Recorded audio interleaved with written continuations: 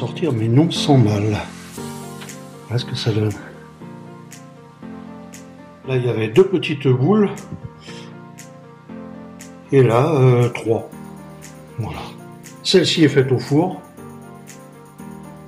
Le petit four que vous avez vu. Et puis celle-ci, bah, dans la cocotte.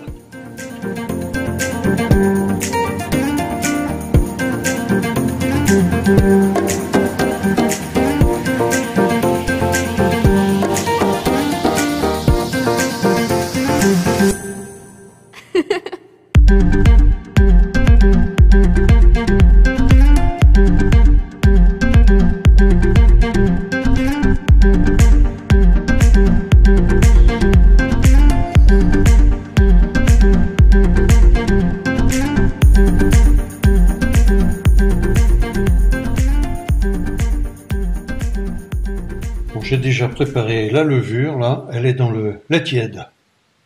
Mettre de côté. Pendant 10 minutes. Le sucre, j'utilise la cassonade, c'est Navarre, on a ça, je sais plus si c'est Lidl ou Leclerc, peu importe. Donc c'est du pur sucre de canne. C'est pour faire une brioche à la maison. J'en mets donc les 2 tiers d'un gobelet.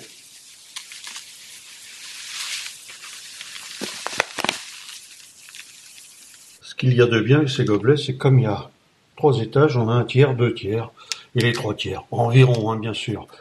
Là-dessus, j'ajoute le sucre vanillé. Bon, ça va vous trouver partout. Voilà, directement. Ça, c'est fait. Et là, il me faut donc 120 grammes de beurre fondu. Alors, cette tablette-là, c'est une tablette de 250 grammes. Elle a déjà été utilisée, mais vous voyez, moi, je fais les encoches dans le milieu. Comme ça, je divise ça en 4, ce qui fait que là, sur 250 grammes, je sais que dans le milieu, c'est environ 125 grammes. Allez, on y va. Et je vais prendre ce parti-là, je vais le couper en morceaux, et puis je vais mettre ça, là je vais le mettre au micro-ondes, mais on met ça simplement dans de l'eau chaude, voilà, ou en bain-marie simplement, et ça va le faire fondre. Il est bien évident que pour le beurre fondu, en été, il suffit de préparer ça. Quand on sait qu'on va faire la recette, on met du beurre dans un ramequin, un ravier comme ça, et puis on met ça en plein soleil avec un film plastique dessus, croyez-moi, une demi-heure plus tard, le beurre, il est déjà fondu, hein. Les 3 œufs, et puis on va démarrer. On n'oublie pas la cuillère à café de sel. Je la mets directement avec le sucre. On va mélanger ça. Comme ça, il y a l'ensemble. Ça craint pas, ça va être mélangé avec. Pour la farine, c'est une tablier blanc. C'est de la marque Repère. C'est du Leclerc. Et c'est de la 45 simplement. Voilà, la farine 45, ça doit être indiqué. Voilà, ici. Farine de blé type 45. J'ai ma levure, ça fait bien 10 minutes facile qu'elle est dans le lait tiède. Je mets le sucre dans lequel, rappelez-vous, j'avais mis le sel aussi, mais bon, ça c'est bon. On continue, je vais mettre les 3 œufs. Ils sont là, je les prépare, je les mets, je vous rejoins. Alors avant, je vais mettre le beurre fondu directement. Vous allez comprendre pourquoi je mets le beurre fondu. Je vais mélanger mes œufs là.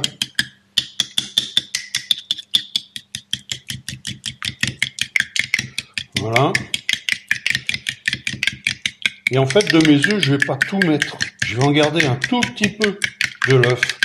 Et tout simplement, qui me permettra à la fin, quand j'aurai terminé la cuisson, enfin avant que la cuisson ne termine, de mettre un petit peu de ça sur la brioche pour qu'elle brille bien, pour qu'elle soit bien dorée. Vous allez voir. Voilà, je verse un peu, mais vous voyez, je garde un petit peu de ça, simplement. Ça me servira pour faire dorer la brioche après.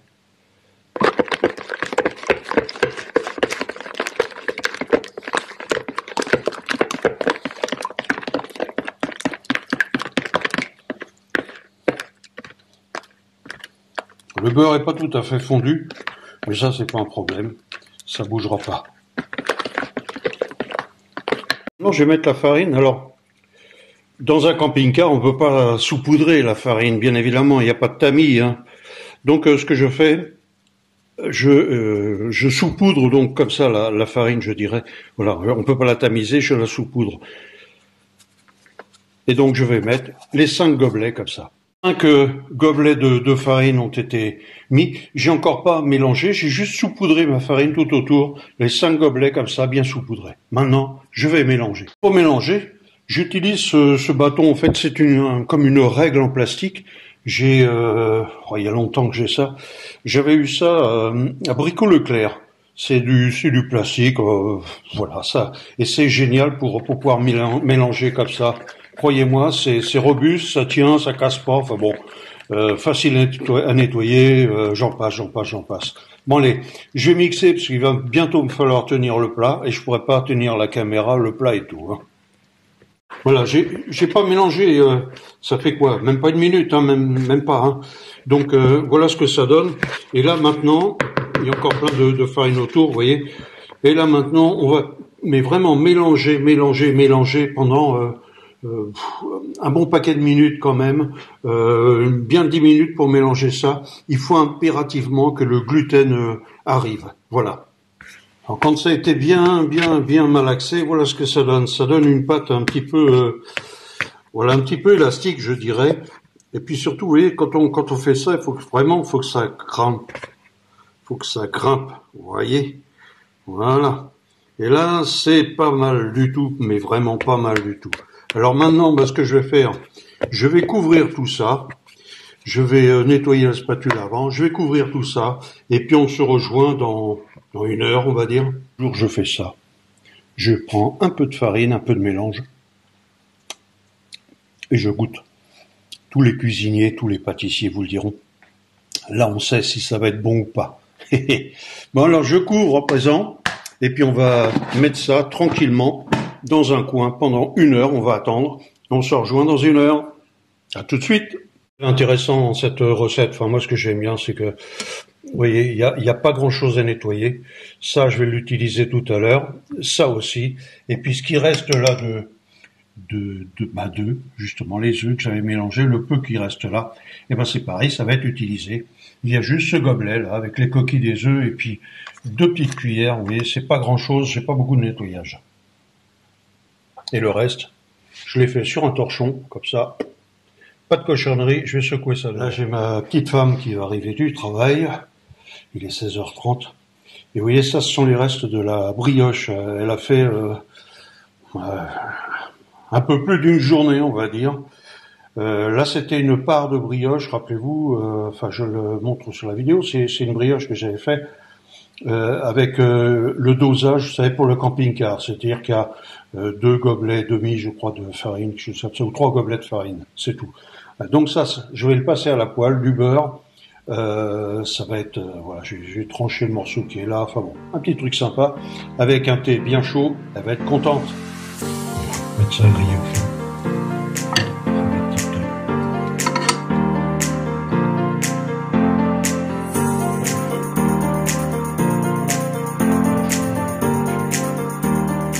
Évidemment, quand j'ai des grandes tranches, je les passe directement au grille-pain. Et là, je ne vous dis pas le parfum que ça dégage. Déjà là, je peux vous dire qu'il me tarde qu'elle arrive pour qu'on se grignote un morceau.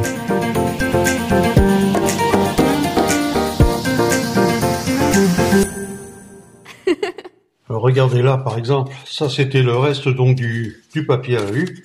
Je vais mettre du sopalin là-dedans. Et puis, je vais faire au four là, cette fois. Comme on a un assez grand four, je dirais, je vais mettre au moins 1,5 verre d'eau là-dedans avec du sopalin, vous allez comprendre pourquoi. Je mets environ 3 feuilles de sopalin ensemble que j'ai mises dans le fond. Et puis maintenant, j'ai rajouté un bon gobelet et demi d'eau. Voilà, j'ai mis le gobelet et demi d'eau, vous voyez, c'est bien mouillé. Le sopalin va bien imbiber l'eau. Et puis ça permet de pouvoir le transporter sans prendre de risque de renverser. Voilà. Puis vous allez voir, ça diffuse la vapeur beaucoup plus facilement comme ça. Et quand le papier est sec, ça se voit bien. En milieu de pétrissage, là, vous voyez, j'ai pris du vinaigre de cidre. Et je mets l'équivalent d'une cuillère à soupe de vinaigre de cidre. Et on va continuer à malaxer. Voilà. Bien mélangé. 10 bonnes minutes, facile, à la main. Je l'ai fait avec ça, avec ce bâton-là. Voilà, bâton en plastique. Vous voyez, ça commence déjà à faire une petite pâte. Je vais laisser reposer encore et puis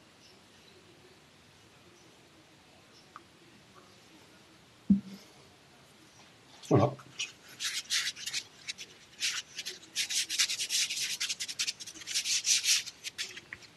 C'est facile à nettoyer, ça pose aucun problème.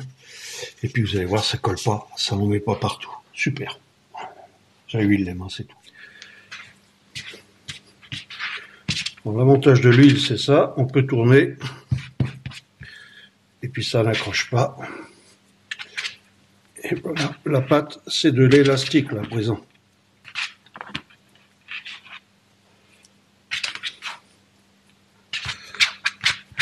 Là, j'étire un peu la pâte. Et puis je vais juste faire des pâtons comme ça. Je vais en faire plusieurs.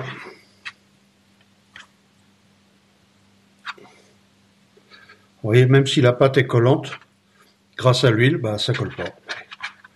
Je vais faire 4 pâtons.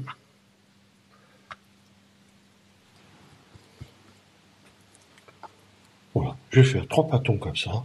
Et puis celui-ci, bah, celui-ci, je vais le faire dans la cocotte. Là, j'ai juste mis un tout petit bout de pâte. Ça va cuire dans la cocotte. Et cette même pâte, là, j'ai fait 3 pâtons. Je vais mettre ça dans le grand four, là, vraiment le grand four de la maison. Et on va pouvoir juger de la différence de cuisson qu'il peut y avoir entre cette cocotte et puis le four. Bacs sont prêts. Celui-ci qui va aller dans le four, et puis celui-là qui va aller dans la cocotte pour la xème fois. Vous voyez, il est déjà bien grillé. Et puis vous voyez, ça fait déjà plusieurs fois qu'il est utilisé, mais il est encore très correct. Allez, c'est parti. Bientôt, on va chauffer la cocotte, et puis on mettra la pâte dedans. On va attendre maintenant un petit quart d'heure, 20 minutes. Je vous rejoins tout de suite. Astuce, j'ai ce petit four qui me sert pour lever la pâte. C'est-à-dire que, vous voyez, il est mis à 0, ici. Il est en route. J'ai mis mon timing, donc je vous dis une dizaine de minutes. Et puis maintenant, bah, ma pâte, elle va lever, mais la température, elle est très faible. Je peux mettre ma main dedans. J'ai une petite trentaine de degrés, c'est tout qui sont maintenus. Ça va pousser. Là, je viens d'allumer le feu sous la cocotte. Je vais la mettre à température. Je vais vous montrer. Donc là, il est 7h20. Vous voyez, 7h20. Et on va voir ce que ça va donner. Je vais vous montrer. Il est 19h30 et regardez. Là, je suis à 170 degrés environ, avec un gaz qui est... Alors là, il est à fond, mais je vais baisser mon main, je vais réguler.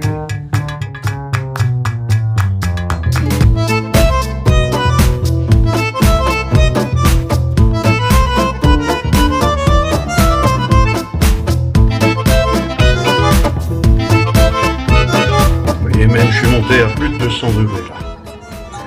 Donc je retire ça, c'est bon. Et puis, on va passer maintenant à la mettre... Voilà. C'est parti.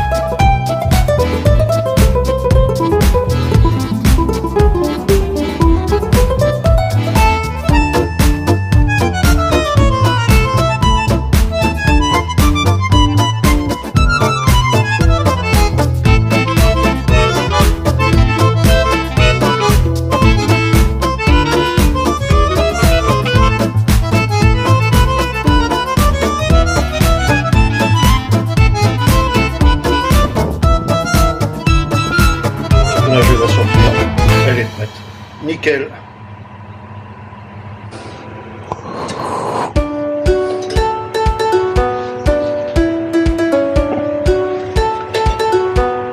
Sortir l'autre à présent.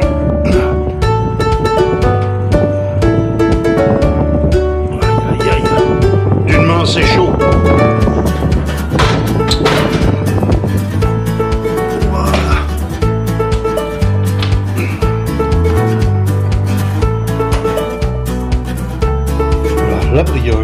faite dans la cocotte et celle qui est faite au four mais qui avait 3 gros pâtons directement. Voilà ce que ça donne. Donc là bien sûr si j'avais mis plus de pâte ce serait encore plus gonflé, ça aurait donné quasiment ça.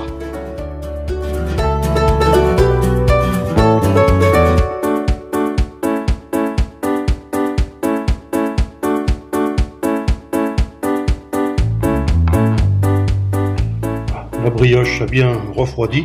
Alors côté brillant, il n'y a pas de problème. Hein. Mais ce qu'il y a, c'est ça. Voilà. J'ai commis l'erreur, en fait. Vous voyez. J'ai mis un peu trop de gaz. J'ai voulu monter le gaz pour qu'elle dore plus vite. Et ben, elle a doré beaucoup plus vite. Voilà. Donc vous voyez comme quoi ça peut arriver. Mais là, c'est vraiment parce que j'ai dû monter au-dessus des 200 degrés facilement. Vous avez vu au départ. Sinon, l'autre brioche. Alors l'autre brioche, vous voyez, regardez. Elle est toute molle, toute souple. Et puis, on va l'ouvrir. On va ouvrir la petite d'ailleurs, parce que je pense qu'on va y goûter. Et puis, je vous dis ça tout de suite.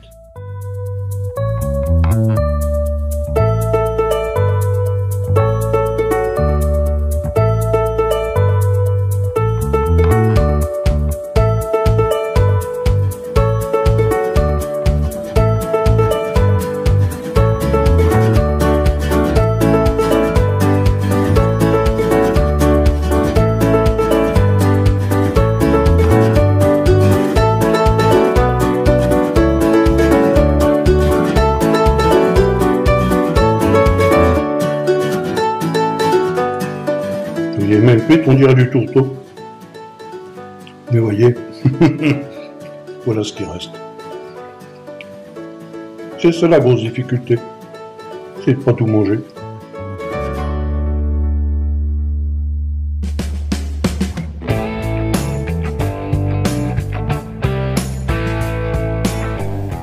Si cette vidéo vous a plu, likez et puis abonnez-vous pour la prochaine. Allez, à bientôt.